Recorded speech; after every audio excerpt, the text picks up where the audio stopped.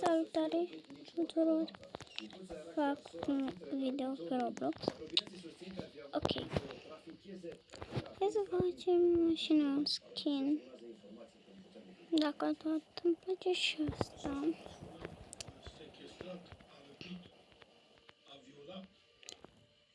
Ulu. Ce vedeți să mai bogat. Hai să facem un skin cute. Ok. Skin. Asta e cute. Nu joc.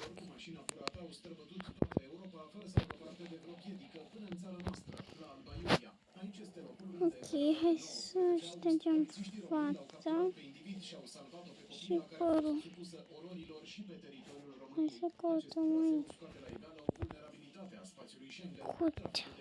Cute. În cazul nostru, România este țară sursă pentru nenumărate situații în care vedem fete care au fost obligate să se prostitueze. Dacă înainte infractorii trebuiau să depună un efort prin a tot da la vorboi, prin diferite Mai cum mă uit să văd. Asta e destul de cute. O m-am găsit cute în fețele. Dar nu că am văzut. Iar până dimineața să fie în primul puf în Viena. S-a răzbunat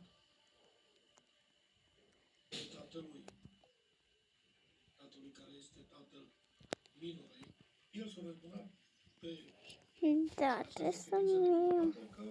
Șterg părul, că părul nu e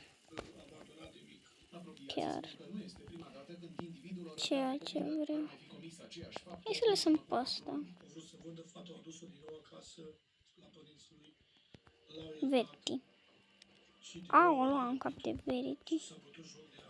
Ok, ăsta Înțeles că nu i-o dat tatălui. ai Silent! Vorbea urât cu fata. Cap de Silent, doamne.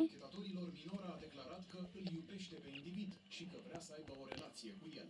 Pentru că mintea cumva se disociază, adică disociază momentele pozitive, iubirea, sensul pe care îl dă această persoană, de abuz în sine. Minții este mai ușor să accepte Mamă, ce mare. și aleg să stau cu această persoană, decât să spună Bun, hai că mă la altceva. Acum, individul în vârstă de 35 de ani a fost arestat preventiv și este acuzat de viol, răpire și furt. Potrivit anchetatorilor, Ce astea smart? în penitenciarul de maximă siguranță Aiud, în urmă cu doar câteva luni. Descoperire șocantă în centrul istoric al capitalei. Un tânăr care avea doar 28 de ani a fost găsit mort într-un apartament pe care îl închiriase. Ce ipoteze iau în calcul anchetatorii, știe colega mea Elvira Costache, vă notizez aceste informațiile au un parcă național. Bună seara, Elvira!